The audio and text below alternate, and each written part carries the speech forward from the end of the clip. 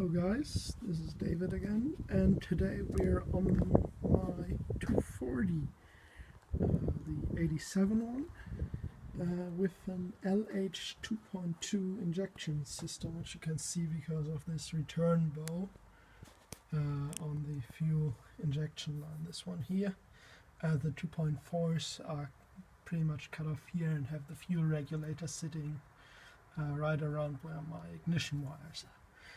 So what we're going to do today is take off the intake manifold, replace the intake gasket, all the injector O-rings, and way down beneath, somewhere in there, is the oil breather setup on these cars, which have the tendency to fail after a certain amount of time or mileage. Because I'm going to take the intake manifold off, I'm just going to replace it, because I don't want to stand the trouble of having it break on me. So I haven't done this before, but I think I'm gonna take off the intake hose right here on the throttle body, pull the injector line out with these two, I think it's like 10mm screws. And then I should be able to just unbolt the intake manifold and get it out of my way enough to pull out the breather setup. But I'll update you on the way. So there's another 10mm right down here at the fuel pressure regulator. As you see, I pulled the hose off already.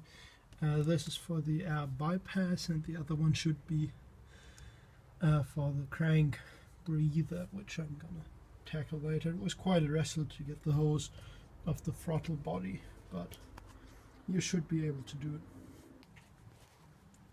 So after having removed all three screws holding the rail, you just pull on it, wiggle it, and it will pop right out, at least out enough so you can see the O-rings, these little doodads here, to change them later on. Mine are really hard and brittle, so yeah, my car was always shaking a little, the motor was shaking, so I think it pulled some faults there somewhere, so that's why I'm replacing all the gaskets and O-rings. So I've removed all 8 screws holding the intake manifold on. It's 13mm. You have to use a variation between ratchet with extension and decent sized small 13mm. The rear last 2 intake manifold bolts hold on this lifting point for the motor, so you want to put that back on. And yeah, so after having removed all the bolts, you should be able to just pull the intake manifold. Oh wait, is there another? Oh yeah, there's so I just found out there's another bracket, which this long thing here holding the intake manifold from the bottom. Looks like 13mm as well, so I'm gonna completely remove that. It also holds on these cars the idle air valve on, so I'm gonna remove that, and then the intake should just pull right off. So after having partially taken off the intake manifold, I put some rags into the intake so it wouldn't get dirt in it. And now I have to wrestle out way back beneath there the box for the breather, which is held on either by 2 12 or 13mm, which I can't show you because I'm not taking the whole intake manifold off, because biggest pain on the 2.2 cars, this wiring loom, which goes through the intake manifold right there, which doesn't let you move the intake manifold too far out of the way. But I'm not going to take the intake manifold completely off, because that would mean disconnecting all the wiring loom, and I really don't feel like doing that, so let me see if I can wrestle it out. So I got the return box, which is on the block, out, cleaned it up from the inside a little bit. You can't open it, so just some brake clean through it. Put new O-rings on it, and down on the block there's like a rubber sleeve, replace that. And now I'm gonna go on to the flame trap, which I have a nice rebuild kit for, so let's see how mine looks. So there's the flame trap hose, which I'm gonna pull apart now.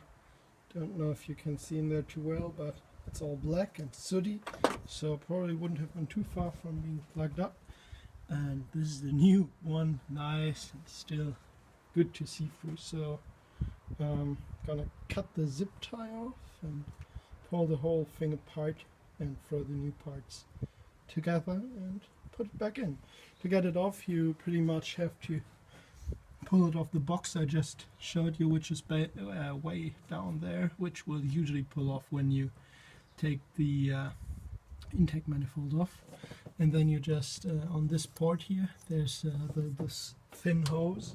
You pull that off, and when you have pulled the intake hose off, the other side of the valve you have, this is sitting in the car like this. This is for your idle air, and this is for the breather. So you just pull it off, and you should be good to go. So putting this together is really easy. You get the white screen, which you can only, it has a lip on it, so you can only put it in one way into this curved piece here. And then you, hard to show you, but you get a rubber sleeve, this thing, and you just press these together, and maybe as on the factory one, put a zip tie on it to hold it all together. So as you can see, the breather is pretty much completely blocked, or mostly blocked. So this is why you should change it, because when it gets blocked, the crankcase overpressurizes and will blow out all your oil seals, and you will spill oil all over the road. So yeah, got the new one put all together right here. So I'm just gonna push it on in, and I should be ready for reassemble. So I'm putting on the new gasket here, cleaned up all the surfaces really nicely. And on the 2.2 cars, you have to trim the gasket, because you see this little O-ring doodad here, and this little ring here. They go on that clocked off part there, and there's the bolt back in there. This is, I think it's for the more early cars, for the more early style, which have the carbureted cars have coolant flowing through the intake manifold. I think this is for the coolant ports, which this being the 2.2 doesn't have. So I'm just gonna trim off this ear here. As you see, I cut one side already, so that it will fit back there without interfering with the bolt. So with the minimal trimming, it fits pretty perfectly around the bolt. And now I will just throw the intake manifold back on it and torque it on. And I can't tell you the torque specs, I'm just going to put it on snug, not too tight, because being an aluminum intake manifold, you could bend it otherwise, and then you'd have a constant leak. I'm not going to put RTV sealant on it, because it's a pretty thick gasket, and as you see, the old, very brittle one did not have RTV on it either. So let me put the intake back on. So all new O-rings installed on the injectors down there. They're actually really easy to change, so I didn't make a video of it. You just take a little pick or a flat small screwdriver, pry the old ones carefully off, and then just put the new, clean it up a little and put the new ones back on. You also want to be sure that the inside of your port where the injector sits is nice and clean. And what I would recommend to put on is some grease on the O-rings. This is silicone grease, so it will keep the rubber nice and flexible for the coming up years, because I'm not planning to take the intake off again too soon. What I would also recommend when putting it back together is clean up all these contact points here. These are for reference mass, really critical on these cars. So you really want to give them a good scrub with the wire brush so that they have nice, easy contact for your car to make it run a little better. So rail all put back together, you just, after you're done greasing up your O-rings and fitting them, you just press the rail back into its position, tighten down the bolts, and then you're good to go. Now I'm going to check all the wire routing and the hose routing, if it's the same as it was when I started, so nothing rubs. Then I'm going to put my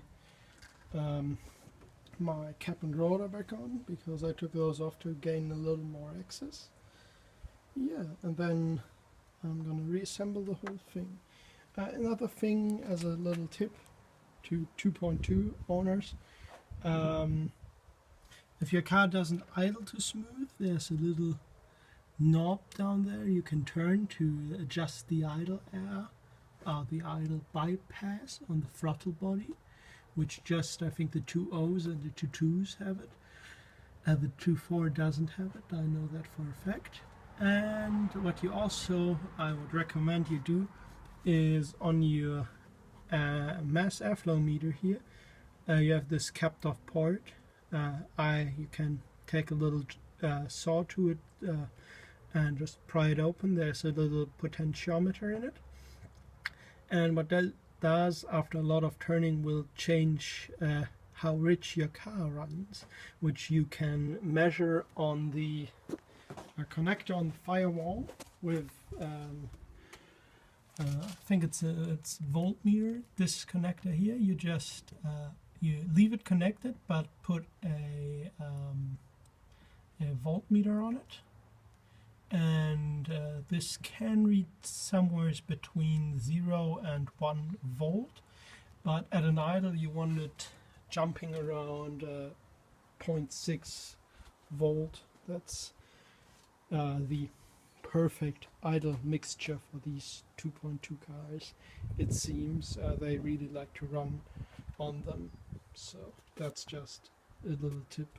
And also, if you haven't done it, I did it, that's why I didn't pull it off. You can pull the throttle body, clean it all up, and after you put it back on, you have this little black switch back there, which you can loosen the screws up. I think it's like